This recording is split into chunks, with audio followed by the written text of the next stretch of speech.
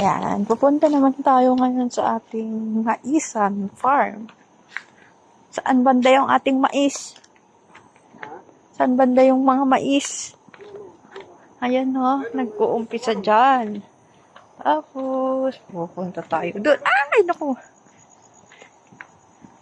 Hindi tayo sanay maglalakad sa madaming mga bato-bato.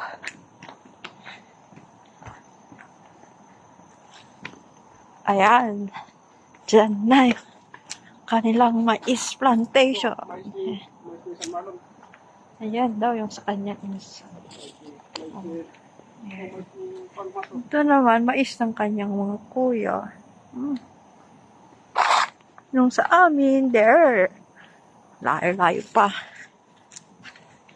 Ating papasyalan.